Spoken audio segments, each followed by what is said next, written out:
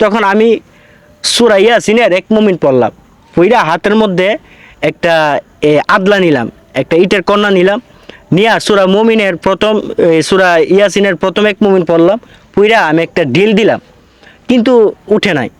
আবার যখন হাতের মধ্যে একটা ইটের আদলা নিয়া দ্বিতীয় মুমিন পইরা ঢিল দিছি, ছোটো একটা কণা, তখন উঠে নাই। আমি এবং আমার একটা সফর সঙ্গী, উনার নাম ছিল আমানুল্লাহ। এটা হলো আপনার আমাদের কালীগচ্ছ গ্রামের পরবর্তী যে গ্রাম ধুরন্তি, এই ধুরন্তিতে এই ঘটনাটা আমার ঘটেছিল। তো এই লোকের বাড়ি ছিল ধুরন্তি, আমানুল্লাহ নামের লোকটা। তো আমি যখন প্রোগ্রামের উদ্দেশ্যে যখন বের হয়েছি ঘর থেকে, প্রোগ্রাম শেষ করে, আমার প্রোগ্রাম তখন ছিল ময়মনসিংহ। তখন ময়মনসিংহ থেকে আমার প্রোগ্রাম আমি শেষ করে ওইখানে আসতে আসতে প্রায় রাত বাজে গেছে 2:45।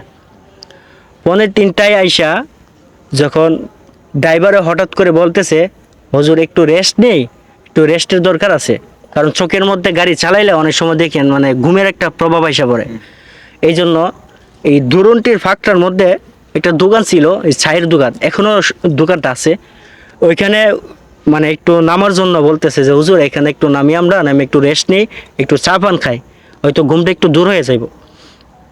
তো যখন এখান থেকে নামলাম, নামার পরে ড্রাইভার ভাইও চা খাইছে, আমিও চা খাইছি, আমার সাথে যে আমানুল্লাহ নামের লোকটা ছিল, ওনার বাড়ি দুরন্তি ছিল, উনিও চা খাইছে। তো ড্রাইভার ভাইকে বলতেছি, ভাই এখানে দৃশ্যটা অনেক ভালো লাগতেছে আমাদের কাছে, আর এত রাতে নামছি, মানুষের কোনো মানে একবার নিস্তব হয়ে গেছে, মানুষের কোনো সারা শব্দ নাই। তো উনি বলতেছে, ভাই আমাদের এই গ্রামে যে তো নামছেন, তো আসেন একটু ঘুরি গাড়ি, কারণ সে অনেক আবদার করতেছে, রিকোয়েস্ট করতেছে তার গ্রামটা ঘুরে আমার দেখাইব। তো আমি তখন কি করলাম, তার সাথে আমি একটু সামনের দিকে রাস্তা দিয়ে অগ্রসর হতে লাগলাম। ভাই কি বলবো, বলার ভাষা নাই।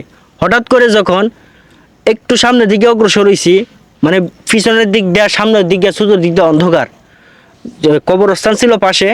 তো কবরস্থানের পাশে একটা জায়গা, ওইখানে আমরা দুইজন দাঁড়ায় কথা বলতেছি, একজন আরেকজনের সঙ্গে কথা বলতেছি, বেচারা বাড়িতে চলে যাইব, এই জন্য বলতেছে ভাই একটু আলাপ সালাপ করে আনি। তো হঠাৎ করে ভাই এই অন্ধকারের মধ্যে বাঁশঝাড় ছিল, বাঁশঝাড় মানে 4-5টার মতো হঠাৎ করে মানে আমাদের সামনে পড়ে গেছে, মানে হঠাৎ করে আমাদের সামনে পড়ে গেছে। তখন আমি মানে এই দৃশ্যটা দেখে মানে এত পরিমাণে ভয় পাইছি, আমি সাথে সাথে বাইরে বললাম, ভাই এটা কি হইতে পারে হঠাৎ করে, মানে এটা কিভাবে সম্ভব? আর বাঁশঝাড় সাধারণত যদি কেউ না কাটে তখন কিন্তু এগুলো পড়ে না, সাধারণত হয়তো কেউ ভাঙলে বা কাটলে এগুলো আইলে পড়ে যায়, কিন্তু কেউ কাটেও নাই। আবার লাইট আমরা টিপ দিয়ে, টর্চ লাইট ছিল, টর্চ লাইট দিয়ে টিপ দিয়ে দেখলাম না, ভিতরে কেউ নাই, হঠাৎ করে এইভাবে হেলে পড়ে গেছে। তখন তো কোনোভাবে উঠতেছে না।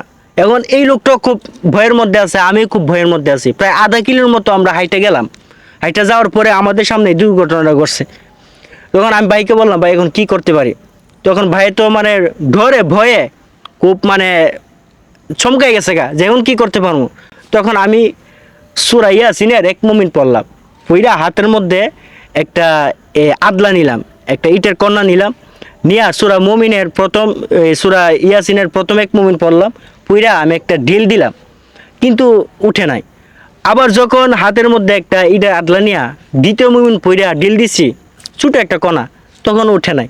তৃতীয়বার আমি না পাইরা বাধ্য এসে আস্তে একটা ইট হাতের মধ্যে নিলাম, নিয়া মানে আল্লাহু আকবার বইলা মানে এমন একটা জোর কাটায় আমি ঢিল দিছি, সাথে সাথে ভাই উঠা দাঁড়ায় গেছে, হ্যাঁ বাঁশগুলো উঠা দাঁড়ায় গেছে। কি এই দৃশ্যটা আমি যখন সূরা ইয়াসিনের শেষ মুমিনটা যখন পাঠ কইরা মানে ইট দিয়া বা আদলা দিয়া যখন আমি ইটা দিছি, আর যখন সাথে সাথে দাঁড়ায় গেছে, যারা বিশ্বাস করবে কিনা আমার গায়ের রুমগুলো অটোমেটিকলি দাঁড়ায় গেছে। কারণ এটা কীভাবে সম্ভব? এটা নিশ্চয়ই আল্লাহ তাআলার একটা কুদরত। আর সূরা এবং কোরআনের আয়াতের যে পাওয়ার, এই পাওয়ারের নিদর্শন আমি তখন সরাসরি দেখতে পাইছি। সুতরাং আমরা বিশেষ করে অন্তত পক্ষে আমি আপনাদেরকে হাত জোর করে বলছি, আপনারা যখন ঘর থেকে বের হবেন, সুতরাং আপনারা বিশেষ করে এই আমলটা করবেন, আয়াতুল কুরসি আমলটা করে ঘর থেকে বের হবেন। আল্লাহ পাক রব্বুল আলামিন আমাদের প্রত্যেককে সঠিক বুঝ দান করুক।